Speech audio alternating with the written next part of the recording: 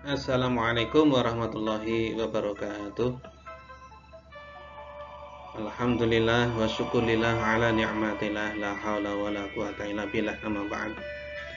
Anak-anak yang dirahmati oleh Allah, alhamdulillah kita bersua kembali dalam pembelajaran jarak jauh. Semoga ilmu yang Patar berikan dan ilmu yang kalian dapat bermanfaat bagi kita semuanya dalam kehidupan kita, dan kalian bisa mengambil ilmu tersebut untuk diamalkan dalam kehidupan sehari-hari. Nah, pada kesempatan kali ini anak-anak, materi yang akan Patar sampaikan adalah menyambut kelahiran Nabi Muhammad Sallallahu Alaihi Wasallam. Kelahiran dan garis keturunan Nabi Muhammad Sallallahu Alaihi Wasallam. Nabi Muhammad lahir pada tanggal 12 Rabiul Awal, pada hari Senin, bertepatan dengan awal tahun gajah, di mana Raja Abraha dengan sombong dan pongahnya ingin menghancurkan Ka'bah Baitullah yang dilindungi oleh Allah Subhanahu wa taala.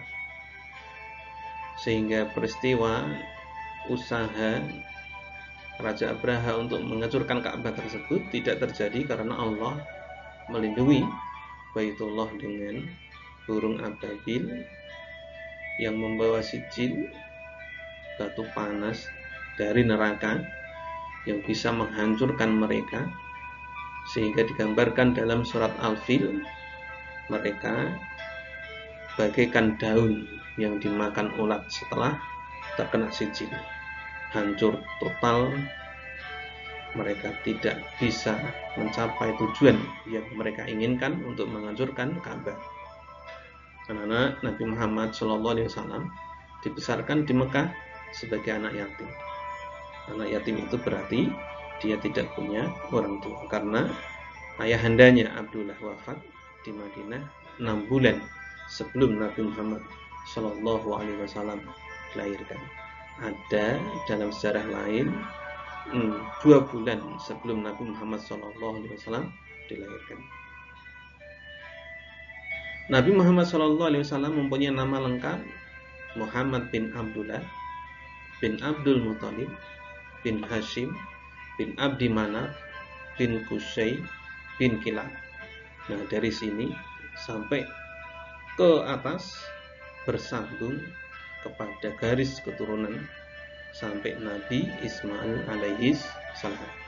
Nah, sementara garis keturunan dari sisi ibunya yaitu Nabi Muhammad bin Aminah binti Wahab bin Abdi Manaf bin Zuhrah bin Kilab. Dengan demikian, garis keturunan Nabi Muhammad Sallallahu Alaihi Wasallam dari sisi ayahandanya dan dari sisi ibundanya bertemu pada kakek beliau, yaitu Kilab. Nah, semuanya dirahmati oleh Allah.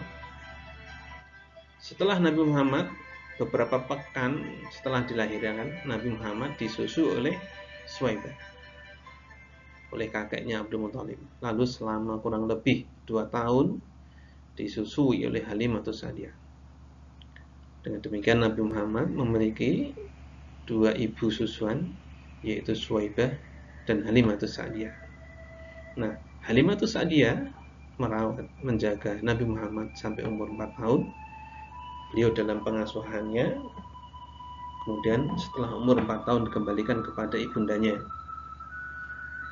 Pada tahun ke-6 dari umur Nabi Muhammad SAW, ibunya membawa pergi ke Madinah untuk menemui paman, yaitu paman-pamannya di Madinah. Namun ketika baru sampai di desa Abuwa, yaitu satu desa yang terletak antara kota Mekah dan Madinah, Aminah, Sayyidah Aminah meninggal dunia.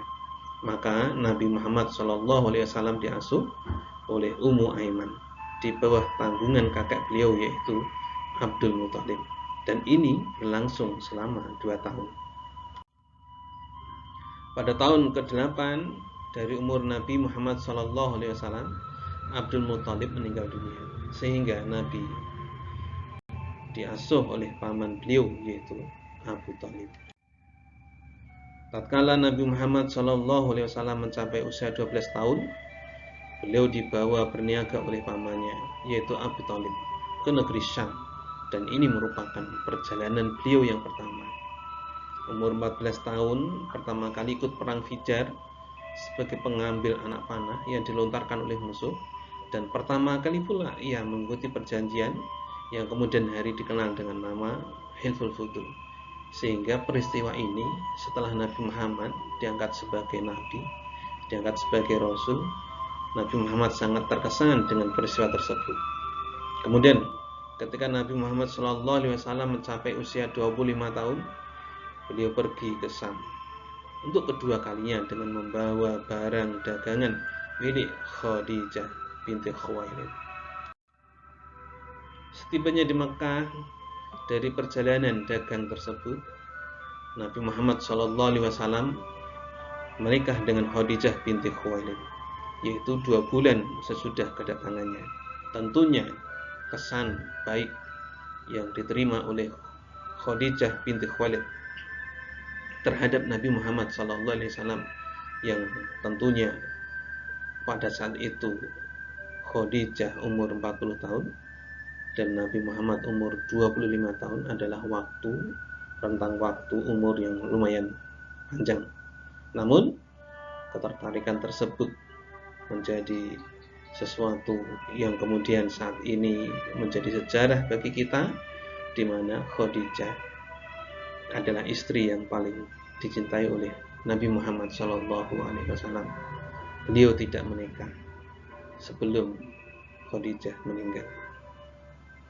Nah, setelah itu Nabi Muhammad tentunya setelah menikah pindah ke rumah Khadijah. Dari pernikahan itu lahirlah 3 anak putra, yaitu Qasim, Abdullah, dan Ibrahim.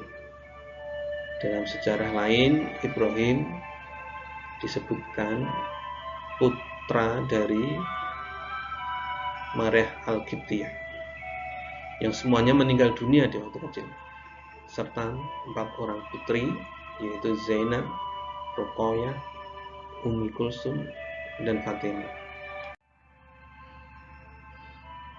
Peristiwa banjir besar pernah terjadi di mana Nabi Muhammad pada saat itu masih umur 35 tahun, yaitu banjir yang menggoyahkan bangunan Ka'bah beberapa tahun sebelum Nabi Muhammad menjadi nabi, yaitu sebelum nubuah. Pada saat itu Nabi Muhammad dipercaya oleh pimpinan kabilah yang berseteru, sampai mereka berjanji akan mengadakan peperangan karena mereka berebut mengembalikan Hajar Aswad pada tempatnya. Namun berkat Nabi Muhammad SAW, peristiwa tersebut tidak terjadi dan Hajar Aswad kembali pada tempatnya, dan Nabi Muhammad telah mengambil sebuah kebijakan seluruh pimpinan kabilah memiliki peran untuk mengembalikan Hajar Aswad pada tempatnya. Kemudian pada tahun ke-40, di mana Nabi umur 40 tahun, Allah Subhanahu wa ta'ala memuliakan Nabi Muhammad SAW dengan ditetapkannya sebagai nabi dan rasul dengan turunnya malaikat Jibril kepadanya, di mana sebelumnya beliau menyendiri beruzlah dan beribadah dengan memilih tempat di Gua Hira yang berada di sebelah atas Jabal Nur. Nah, peristiwa semua itu menjadi cikal bakal sejarah yang kemudian kita kenal sampai sekarang. Kemudian kita menjadi pengikut Nabi Muhammad SAW yang tentunya memiliki harapan besar kita mendapatkan syafaatul uzmanya nanti di akhirat, dan kita termasuk orang-orang yang menjaga risalah ini. Anak-anak semuanya dirahmati oleh Allah Subhanahu wa ta'ala. Mari pada kesempatan yang baik ini kita kembali meluruskan niat kita untuk belajar lebih semangat, belajar agama lebih baik, belajar agama lebih bersungguh-sungguh, terutama belajar tentang kehidupan ini yang tentunya atas pedoman dari agama kita, yaitu Al-Quran dan Hadis. Ingat, Al-Quran diturunkan adalah hudal lil muttaqin, petunjuk bagi orang-orang yang bertakwa. Jangan sampai kita tercerabut dari Al-Quran karena kita melalaikannya, kita tidak berusaha membacanya, tidak berusaha memahaminya, dan tidak berusaha mengamalkannya dalam kehidupan sehari-hari. Kita lupa bahwa kita juga punya sunnah, di mana sunnah-sunnah yang dilakukan oleh Rasulullah adalah sunnah-sunnah yang membawa kejayaan, kemenangan, kebahagiaan, kemuliaan hidup. Anak-anak semuanya dirahmati oleh Allah Subhanahu wa taala. Nabi lahir dalam rangka membawa risalah, menjadi penutup para nabi, yang kemudian tentunya Allah meridhoi, di mana Islam sebagai satu-satunya agama yang diridhoi oleh Allah Subhanahu wa taala. Inna dina 'indallahil Islam. Anak-anak semuanya, demikian yang bisa Fajar sampaikan. Semoga kita bisa menjadi generasi-generasi harapan masa depan untuk menuju kemenangan, kejayaan kembali Islam, membawa kebahagiaan hidup bagi banyak orang, dan kedepannya kita menjadi pemimpin-pemimpin yang memiliki akhlakul karimah, akhlak yang mulia, pemimpin-pemimpin yang kreatif, pemimpin yang membawa kejayaan kembali Islam. Demikian yang bisa Pak Dar sampaikan. Semoga sedikit kultum yang Pak Dar sampaikan ini membawa manfaat bagi kita semuanya. Mari kita tutup dengan kafaratul majlis. Subhanakallahumma wa bihamdika asyhadu an la ilaha illa anta astaghfiruka wa atubu ilaik. Walhamdulillahirabbil alamin. Assalamualaikum warahmatullahi wabarakatuh.